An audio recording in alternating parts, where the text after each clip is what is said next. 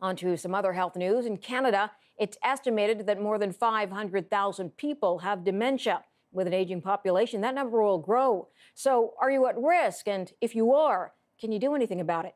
Dr. Antoine Hakim is a neurologist. He's written a book titled Save Your Mind, 7 Rules to Avoid Dementia, and joins us now from our studio in Ottawa. Thanks for joining us today. My pleasure. Quite interesting facts in your book about how you can prepare your mind to deal with the effects of dementia, because you're saying even though physically the physical state is there, your mind can get ready for it. Tell me about that. Oh, absolutely. I mean, most people, in fact, just this morning, I was saying to somebody that I was going to be on your show to talk about the fact that we can prevent dementia. And he said, oh, we can prevent dementia? This was a surprise to him. So yes, there are many, many things that we can do to reduce our risk for dementia. Basically, the whole concept comes from the fact that this brain of ours is working all the time, whether you're sleeping, thinking, watching TV, whatever you're doing, your brain is working all the time. It weighs 2% of your body weight generally, but consumes 25% of the energy that your body produces. This thing is absolutely hungry for energy all the time. If we laid out one end to end all of the blood vessels in one brain, there is 600 kilometers of blood vessels. Yeah, unbelievable. That shows you how this brain is absolutely dependent on its energy supply. And so what we need to avoid, to talk about the negative side of the equation, what we need to avoid is anything that reduces the health and the function of these blood vessels that bring energy to the brain and also drain the breakdown products from the brain, for instance, while we're sleeping. On the positive side of the ledger, what we talk about is increasing the cognitive reserve.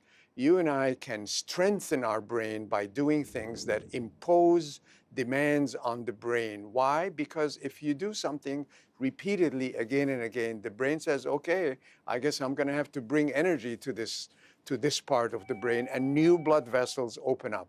So that's the yin-yang of the whole idea of dementia, is build up your ability to think and reduce the activities and the influences that damage the blood vessels. Let me get into a detail because you mentioned you need to challenge your brain, and some of us think that if we do brain games, for example, that's challenging enough. But you sort of laid out that really that's not true. You have to go farther than that. Yeah, unfortunately, there is no transferability. If you do Sudoku all day long, and if there were a part of your brain that's called, here is where I deal with Sudoku, that part of it will become stronger. But there is absolutely no transfer from that to memory functions or judgment issues or ability to think clearly. What you have to do is energize different parts of the brain and do it persistently. So the brain likes variety and likes to know that you're serious about it. You want to do it again and again. You said in your book, of course, you lay out the rules of how to prevent dementia. I imagine that's one factor. Very quickly, because I'm running out of time, give me maybe 2 other points, if you could, to how to prevent dementia. Well, one of the biggest things that damage blood vessels that feed the brain is high blood pressure. And so when you're at home and you're quiet and relaxed, put on that blood pressure cuff. It's the best investment you're ever going to make. And make sure that the higher number is not higher than 120.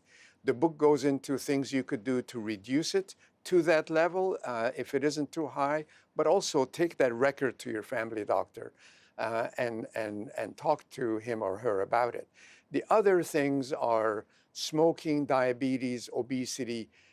Depression and sadness is a vascular risk factor. It does impair the health of our blood vessels. And then short sleep cycles. Okay. We've got to leave it there. Dr. Antoine Hakim joining us out of Ottawa, author of Save Your Mind. Sir, thanks for your time. Thanks for joining us today. My pleasure. Thank you for having me.